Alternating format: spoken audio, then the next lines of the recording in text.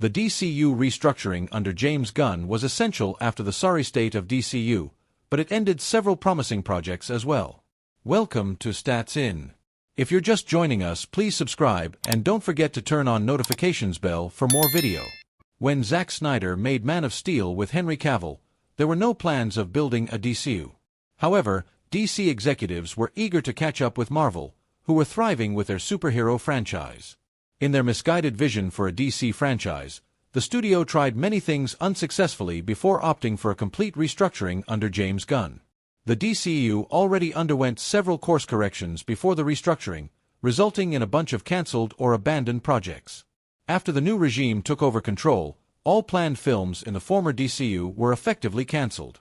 The Our Man film was announced by WBD in March 2021 about a superhero who can use his power only 1 hour at a time. Gavin James and Neil Widener were attached as the writers. Chernin Entertainment was announced as a producing partner alongside Warner Bros. And DC Films, via Deadline. But the movie did not take off, and the DCU restructuring meant that the plan was cancelled. The character was created by Ken Fitch and Bernard Bailey and originally appeared in the Stargirl comics. Cameron Gelman portrayed a version of this character in the CW's short-lived Stargirl series. Michael Keaton was set to play a dark and gritty version of a retired Batman in this film. The story explores Keaton's Batman training Terry McGinnis, the next Batman. The film depended on the success of The Flash, where Keaton briefly reprised his role. However, it was cancelled in January 2023 after the new regime took over. The new DCU may see the Batman Beyond concept after all in an animated version. Writer-director Patrick Harpin and production designer Yuki Demers have pitched a potential story to WB. While the initial response was negative, Demers revealed that their interest in the project later turned the never into a maybe via r/Batman Beyond. The film was a spin-off of Birds of Prey, intended to be released on HBO Max. Journey Smollett-Bell was set to return to her role as Dinah Lance/Black Canary. In the Margot Robbie film, the character appeared as a singer in Sione's Club while moonlighting as a vigilante. She had the meta-human power of hypersonic screams. Misha Green was hired to write the film for the streamer.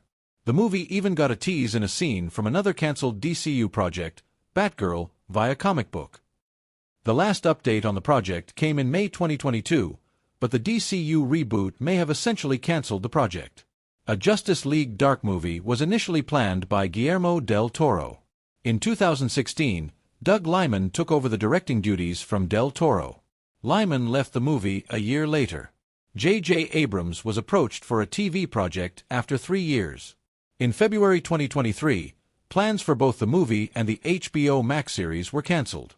DC Animated Universe came up with a Justice League Dark animated film in 2017, featuring the characters John Constantine, Zatanna, Swamp Thing, Deadman, Black Orchid, and Etrigan the Demon.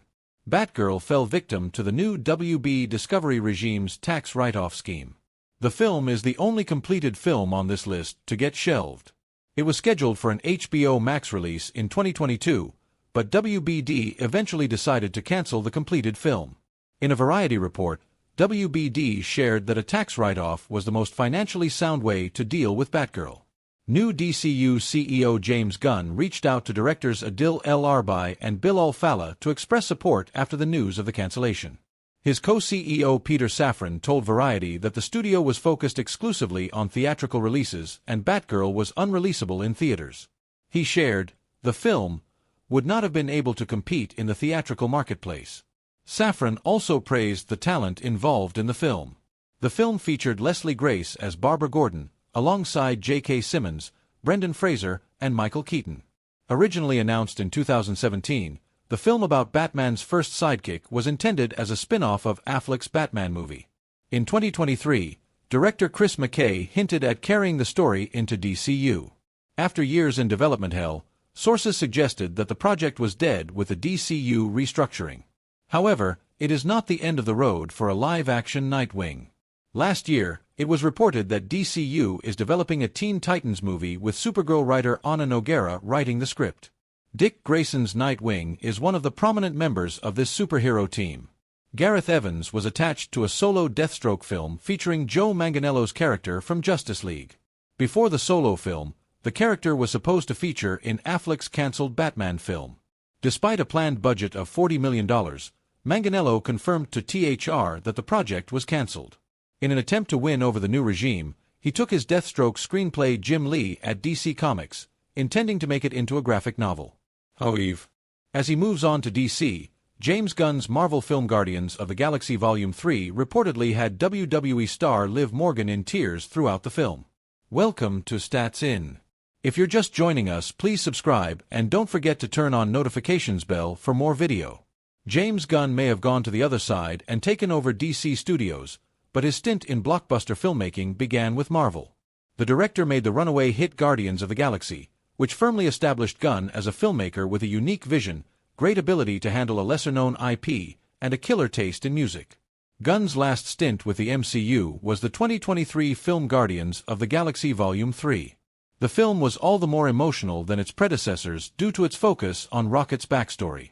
The emotional ride was reportedly too much for WWE star Liv Morgan, who admitted to crying the entire time. James Gunn is currently awaiting the release of his first film in the DCU Superman, which sees him return as director after 2 years. The co-chief of DC Studios jumped over to the other side with the Suicide Squad and Peacemaker, and even recently wrote all the episodes for Creature Commandos. However, Gunn's tried and tested formula of focusing on a gang of misfits who need to come together on a mission was first explored in Marvel's Guardians of the Galaxy. The Chris Pratt starrer was the first live-action iteration of the Marvel Comics and was a surprise hit. It also received 2 more sequels, with the latest Guardians of the Galaxy Volume 3 releasing in 2023. The film was known for the tragic backstory of Rocket, who is tortured in an experiment along with a couple of more animals. The film was an emotional ride that reportedly even moved WWE star Liv Morgan. The 2-time world champion tweeted about the film earlier this week. Morgan had also put up a post on X, formerly Twitter, about doing a Marvel binge and reportedly watched Guardians of the Galaxy for the first time in 2022. Liv Morgan is one of the few rising stars in WWE at the moment. The wrestler is a 2-time women's world champion and has won several other titles since she debuted in 2014 on NXT. She has also dabbled in acting and made her film debut in the Uma Thurman starrer The Kill Room. She was also in the TV series Chucky. Morgan has been admired by several fans, and she now seems to have a fan in a fellow WWE star as well. Canadian wrestler Natalya recently specified her as a current favorite via YouTube. Liv Morgan. I think she's one of my favorite people right now to watch, guys and girls, because she literally took an opportunity that WWE gave her.